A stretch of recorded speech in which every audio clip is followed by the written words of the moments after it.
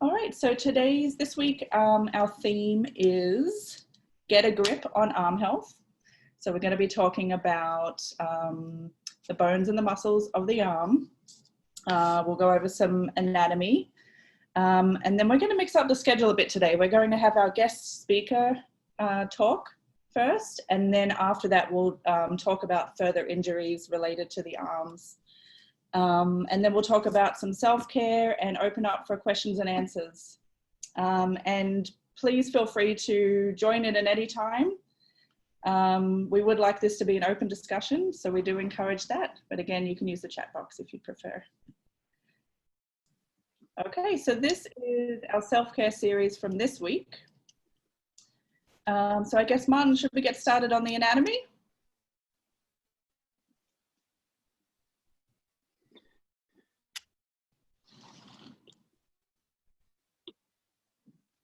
Can you hear me, Martin?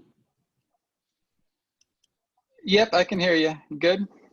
All right, wonderful. All right, so yeah, the topic this week, anatomy of the hand and arm. So this is a topic or area of the body that especially affects us as massage therapists, since you know, our livelihood kind of depends on having healthy arms and hands.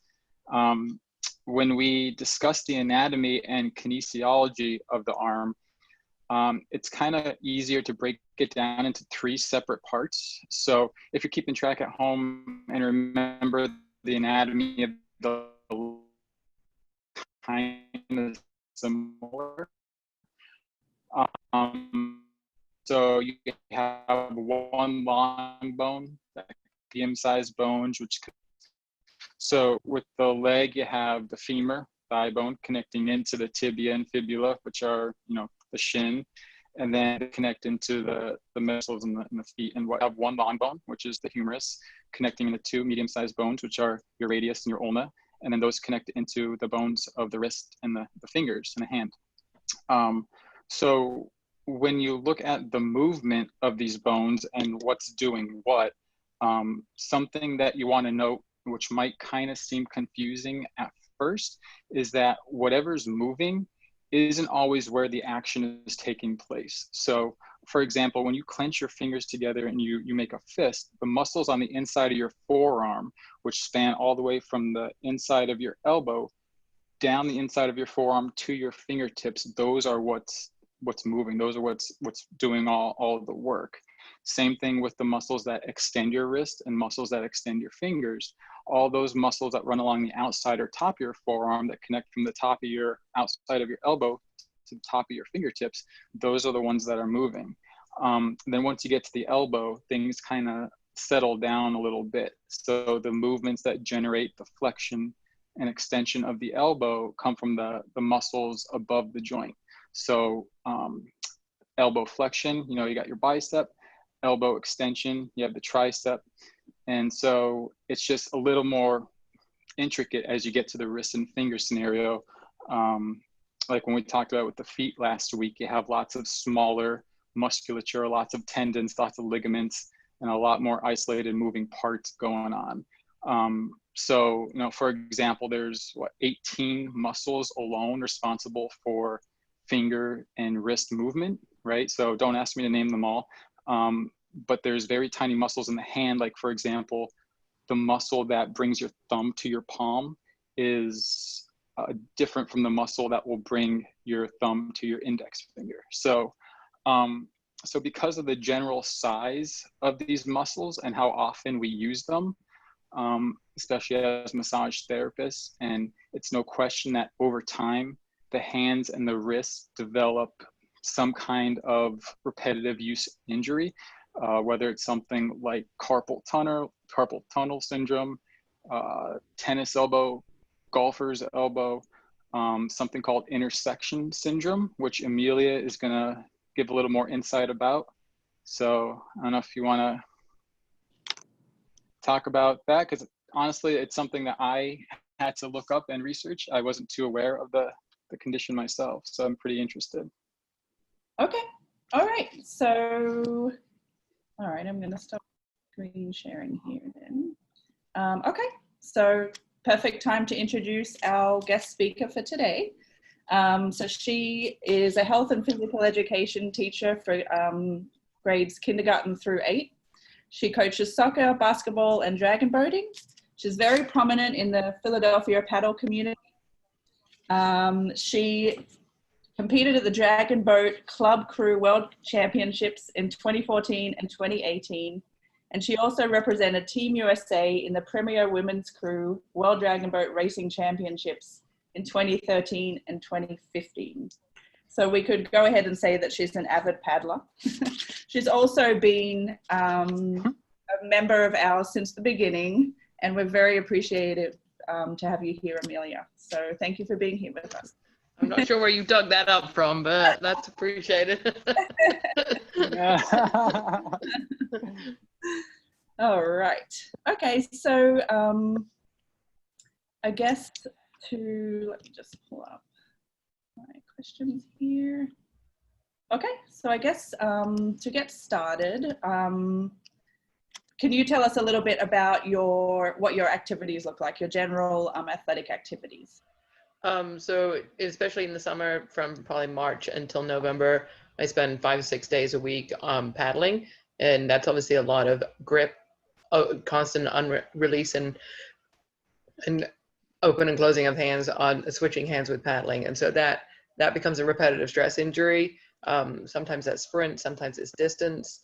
Especially in the fall, I train for an ultra, the equivalent of an ultra marathon, the paddling, and I've had some repetitive stress injuries, and that's compartmental syndrome and intersection syndrome with my forearms. With that, usually throughout the year, I weight train, usually powerlifting modalities, bench, dead, squat, and sometimes it's aggravated by my forearms are aggravated by that, especially things like deadlift. With the weight of it, there's a lot of grip strength issues concerning that, and so I've had to figure out how to manage that through massage and honestly, coronavirus has been a great thing. It's actually helped me heal, and I'm sure you've heard that from multiple people. It's been a way to heal some injuries, but yeah. Okay, wonderful. Okay, so with respect to intersection syndrome, can you tell us about how that kind of came on, when it first occurred, what the symptoms looked like? Yeah, so 2 years ago, I was training. I did basically an 8-week push to do long distance canoe training, and that involved runs of like 2 to 4 hours at a time on the water, and it was because it was a short period of time. My forearms started to swell up at the end of it, and especially my left forearm, and that's just an imbalance in my body. After I did the race, it's basically winds up being a 5.5 hour race, my left forearm in particular was incredibly swollen, with pain through my basically the equivalent of golfer's elbow. The initial trauma went down after about a week or two. After 2 weeks, though, with some good massage therapy from Phil Massage, and I will say Brendan is brutal on forearms, but the work he did to release the swelling in my forearms actually helped to push it beyond the initial acute phase. So. Okay, all right. And how far was that? So that was while you were still in the acute phase that you came in for the massage therapy. Yeah, and then from there, going on from there over the winter, it did take a few months for it eventually to heal, but did leave residual damage and injury in the elbow. The forearm swelling and the forearm pain and the intersection syndrome did eventually reduce over the winter, but the elbow pain continued, and that that actually has continued over about 18 months, and only in the last few months is that actually resolved. Because of the maybe, and I'm thinking it's because I've not been deadlifting and I've not been pressing and only using kettlebells, which there's grip issues there, but yeah. So that's been, I think maybe the final resolve for the elbow stuff has just been in the last couple of months. Okay. And then I guess when the injuries were more acute, did you have to make any modifications to, you know, aside from massages, did you have any stretches that you implemented? Did you do any self-care? Did you do additional cross training? So stretching, obviously there's the pushing out and the fingers up and fingers down. Those have been, and holding the 3 times 30 seconds. Those have been good. Also individual fingers, focusing on pushing down individual fingers as a stretch, where it can really focus on each individual extensor. Because sometimes the stress was more in one particular extensor, and so I would hold one finger for 30 seconds and work through each of them. And I was able to release a lot of my forearm stress there by focusing there, not just doing the macro of the full hand stretch, but individual finger stretches. Okay, wonderful. And Voltaren as well. Arnicare and Voltaren as anti-inflammatories have been really helpful. Okay, great. So. And then from the initial onset, so it was about 18 months ago. Yeah. Came on. Has it reoccurred, or does it reoccur very often? Or? Usually, when I start going into long distance training, it does, and then it's a matter of managing it. We'll see this year. You know, it's like I'm not really into distance training right now. That will kick off in the next month or so. And because gyms are not really back open yet, I'm going to try to experiment with how much actually heavy bar lifting versus distance paddling. And usually I rein back in my lifting during distance training and then ramp it back up in the winter. But I also need to give my body the chance to heal after the distance before I roll into the weights. That's going to be the experiment and challenge this winter. All right. Okay, and then my next question was favorite stretches, but you've just demonstrated those. So basically just the stretches for the extensors and the flexors. Yeah, and also sometimes because it does radiate, obviously it's everything's connected.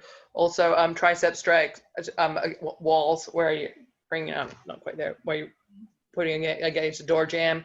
That actually opens up across here and through the forearm a little bit, but also with a straight arm, I can get all the way through the forearm there. What else? I think those are the main ones. I think there may have been some others, but those have been the main ones which I've found are being very helpful. Okay, wonderful. All right. Martin, did you have any particular questions for Emilia, or does anyone have any questions for Emilia? You might have answered it, Emilia. So when you're in mid-season, and you're obviously said you're out, on the water 5-6 times a week, are you strength training the same days as you're paddling? Sometimes, yes. Usually if I have a lighter day on the water, then I'll strength train on those days. And that's it really is it's a line of trying to balance it between, in the winter, I'll lift 6 days a week, but during paddle season, 2 to 3 days a week, and try to balance it there. You have to find that sweet spot. Yeah. Do you notice a difference, like what you prefer, if you rather strength train before paddling or paddling for strength training, or doesn't it really make a difference? It really is time dependent. I would love to be able to schedule it well that way, but it really is. I think I would prefer to strength train in the afternoon and then paddle in the morning. It just, that's been that would be my preferred. It just, my body reacts better that way. But in the winter, I usually lift in the morning. So. Yeah. Cool.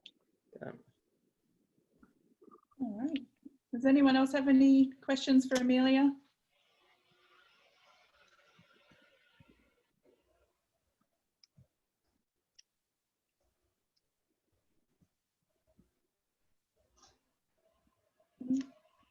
All right. Okay, well, thank you so much, Emilia, for being with us today. We really appreciate it. And it was nice to see your face after all these months. Yeah. Hope to see you soon. All right. Sounds wonderful. Take care. All right. Okay. All right, so Martin, I suppose we can now swing back to some of the other injuries that we had listed for this week. Would you like to? Yes. So, yeah, the one I wanted to, I don't believe it's on the self-care series, but I wanted to discuss exactly carpal tunnel syndrome. So like we usually come in and people will say, I have carpal tunnel. So just to clarify things, like everybody has a carpal tunnel, right? So the carpal tunnel is kind of like the narrow tunnel of bones created from the bones of the wrist and the tendons of the wrist. And the carpal tunnel syndrome is when that tendon sheath, that bridge that covers all those flexor tendons becomes pinched down, and it pinches down on that median nerve, and that's where you get the syndrome from. Is because you get all the tingling and the inflammation and all that going on in the hands and wrists. So that's just something it's kind of like a pet peeve when somebody says they have carpal tunnel. It's not carpal tunnel, it's carpal tunnel syndrome. It's just, that's my my take on it. But a lot of people think, massage doesn't necessarily help with that, but it could. A lot of people jump to the conclusion of opting for surgery where they actually cut the tendon sheath, which from what I hear isn't very painful. The hardest part is the recovery phase of that. But I mean, you could take a lot of the pressure off of the surrounding muscles with massage therapy, with those types of stretches that Emilia was talking about with the flexion and extension of the wrist and then stuff like that. So that's one common injury that we have. And the other one, we have tennis elbow, a very common one that we see a lot of. Again, it's a form of inflammation on the wrist extensors. The muscles on our arms that get overworked. So especially at the attachment there, right at the top of the elbow, outside of the elbow. So you would treat that the same way that you would treat any kind of acute tendinopathy. So the whole Rice method. And then once the acute stage is finished is when you can go in there and really get in with, like how Emilia said, with the deep tissue massage on the top of the forearm with the extensors. And then the opposite one of tennis elbow is, they call it golfer's elbow, which is the medial the medial epicondyle of the elbow, so the inside. And this is when the flexor muscles of the forearm get overused. So you see this a lot with people who, so like people who use grip strength a lot. One thing that I've seen, people who have bad form when they're weightlifting. So take, for example, like a barbell bicep curl. If people are gripping things too tight, like what Emilia said, gripping kettlebells too tight, and you're not really using the muscle that's supposed to be active, which in a bicep curl, it's supposed to be your bicep. You're not supposed to be squeezing the life out of the weight. I've seen a lot of people get golfer's elbow that way. It's a common injury amongst pitchers, baseball pitchers, because different pitches require you to have different arm angles. So pitchers who throw curveballs, your hand isn't flexed forward, it's more to the side. So you're getting a lot of stress on that medial inside part of the elbow. I've seen a lot of acute stages of that. And again, you would treat it the same way that you would treat any kind of acute tendonitis issue, which is Rice. Once the swelling and redness goes down is when you can go start working on it and start stripping and massaging the forearm flexors. So yeah, those are two that we see quite often, and they don't necessarily have to be athletes either. Like I have, I know we've seen people who come through the office, like hairdressers, for example, people who have to hold something out in front of them for long periods of time, puts a lot of stress on the top of the forearm there. carpenters, people who use their forearms a lot, swinging hammers and whatnot. They're also subjected to these types of injuries as well. So you don't have to you just don't have to be, a tennis player or a golfer to get these types of injuries. I also find that often you see a great difference between left and right. And I think, it really, it's like mouse shoulder. So it's like people have mouse wrist. It's from just having their hand constantly on the mouse all day when they're at work. Or it could be poor posture with the, that angle that you keep your wrists when you're typing at the computer all day. So it doesn't even need to be really strenuous activity to see these injuries, does it? Right, and it's kind of ironic because one of the symptoms of these types of issues is weakness in whatever it is. So take, for example, golfer's elbow. When you're gripping, when you have weakness gripping, that's one of the symptoms that you have it. So you spend all this time gripping hard, everything, and then all of a sudden one day you start to realize don't have the grip strength that I once had. That's when the ball starts snowballing, So yeah, it's kind of interesting how it works. Yeah. All right, so that might be a good time to switch to treatment. Yeah. So this is what Emilia was talking about here. So these are forearm extensor stretches. So you're stretching the top of your forearm here. This is Alana's lovely demonstration. And so that's just going to stretch out all of these muscles here along the top. And then the flip side, we're stretching the flexors now. So the inside, like the palm side of your arm.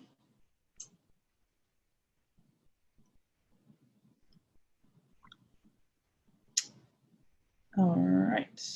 And then here's a little routine that Melvin actually put together.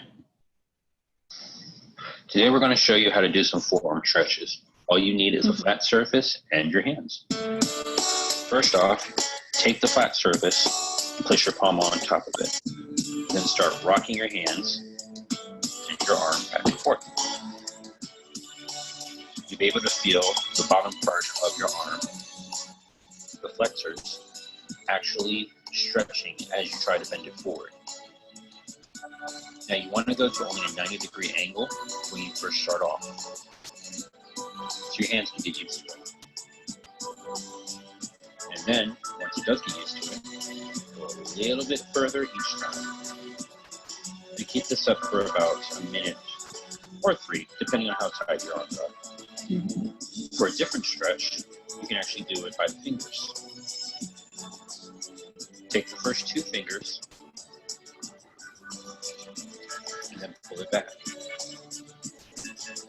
This will stretch the extenders as well. You can do it one at a time. So that way each part of the muscle is stretched properly. And then you can do it all at once with the full effect, so your hand can go back further whenever you need it the most. So that was what Emilia was talking about, like the importance of doing the fingers separately, just to make sure that you really, pay full attention to each of those tendons and ligaments in there. And all of these resources are available on our self-care series page as well, which was sent out to you in the invitation to this discussion. All right, Martin, was there anything else that you wanted to cover today? Does anyone out there have any questions or anything they'd like to add? I mean, we can discuss. I know there's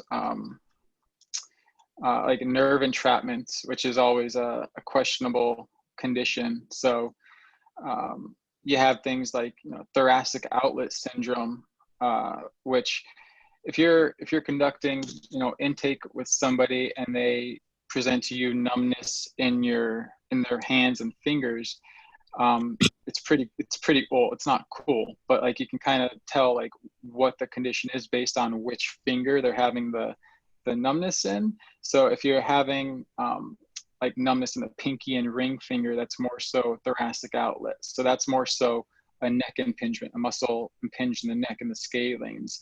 Whereas if they come to you and they have numbness in the index finger and like the middle half of the middle finger, that's going to be more like a median nerve entrapment. So depending on where like the nerve runs, it's what muscles around that area. So it'll be on the outside. If you're looking at the hand, it'll be the radial side or the ulnar side, on what side you want to kind of focus the massage on.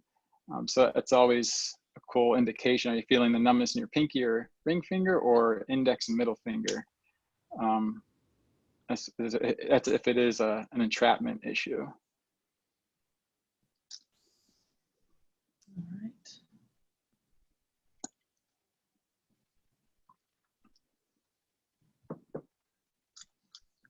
All right, and there was just a message there from Robert. He was just confirming that it was in fact, the Rice method that you said for the treatment for the golfer's elbow. Yeah, so in the acute stages, you want to do the Rice treatment. A lot of people will resort to anti-inflammatory NSAIDs, and then once the symptoms subside, once the inflammation goes down, once the swelling goes down and whatnot, is when you can go in and start manually working on it. I mean, I know people who, like, because it's their job, that they literally can't, take the time off, who at last ditch effort will resort to, cortisone injections and do frequent cortisone injections, which will, some say it helps, some say it doesn't, but to each their own, I guess. Right. All right. Does anyone else have anything to add? How about our other fellow massage therapists out there? Do you have any tricks that you use for treating tight or tired forearms? I remember Hudson's treatment of putting the kettlebell on the forearm, dropping like a 70-pound kettlebell, just put it right on your wrist flexor and just start moving your wrist around. That is funny. One that I like to do, actually, I just find it really helps, is I'll just take like a rubber band around my fingers. Yep. Basically, like, working the extensors and forcing the flexors to relax. So that's one that really helps as well. Yeah, absolutely. Yeah. Trying to prolong any kind of osteoarthritis as much as possible, just keeping things moving, right? Right. And then the other thing that is, self-massage or stretching of the hands and forearms can actually be a little bit counterproductive sometimes, because obviously, you don't want to be overusing one hand while you're working the other. So anything you can do using items around the house, like a massage ball or a kettlebell, I suppose, dropping that on your forearm or anything like that. But yeah. Does anyone have anything that they'd like to share? Any injuries with their arms that they've experienced? Any treatment suggestions?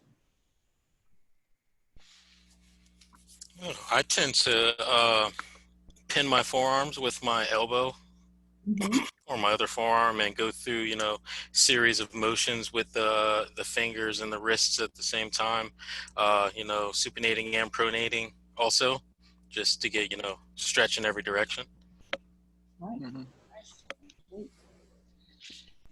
Yeah, the more directions you can get things going freely, the better off you're going to be. That's true. And then I guess to talk a little bit more about intersection syndrome. So what it is, it's when two of the tendons on the extensors of your forearms actually become adhered to each other. So they become inflamed, like they rub on each other.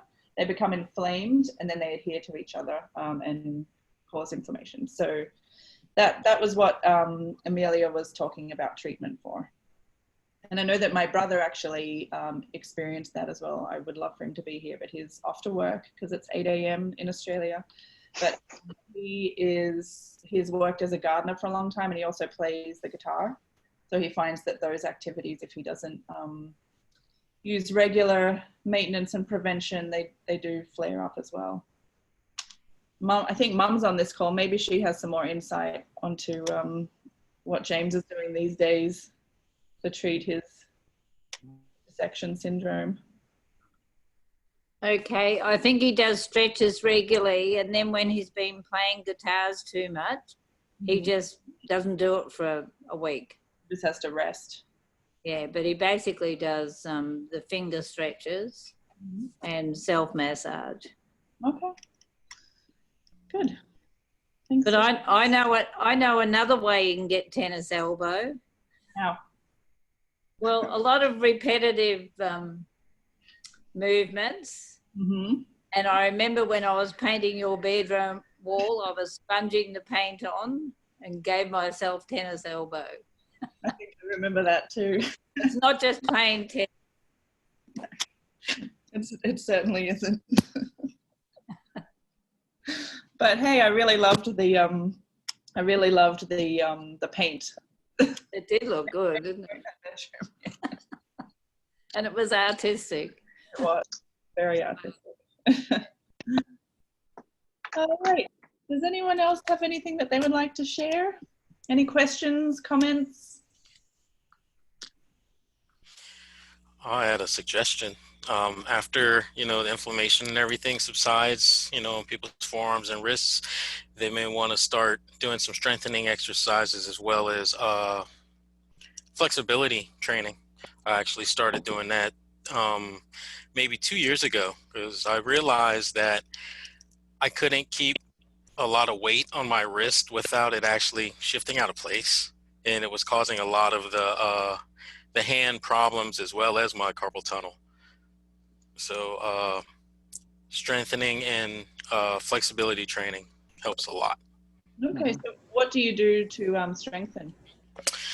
I'll do the stretches. Was it the flexor and extensor stretches? Mm-hmm. And I'll place my hand flat on either a padded table or the massage bed. The massage table, mm-hmm. And lock the elbows out and lean a little weight into it. Not to where it's painful, but enough to where I feel a slight stretch. And I'll do that maybe 3 times a day, just to get a little more flexibility out of my wrists, because my wrists at one time were extremely weak because of a injury I had in the military. I actually slipped in the shower and tried to catch myself and kind of didn't have my hand out, and it was kind of flexed, and I kind of landed on it like that. So as a result, it flares up. I got a ganglion cyst that likes to flare up from time to time. Mm-hmm. So in order to keep all of that stuff in check, I keep doing the flexibility training. Okay, good. And do you find that if you've had a busy day at work, that will aggravate things? Oh, definitely. I really notice it if I have to get on the computer and type a lot. My fingers can't go through the full range of motion just because the wrists and the forearms are so tight. Okay. All right. Thanks for sharing, Kevin. All right. Does anyone else have any other questions? Anything they'd like to add?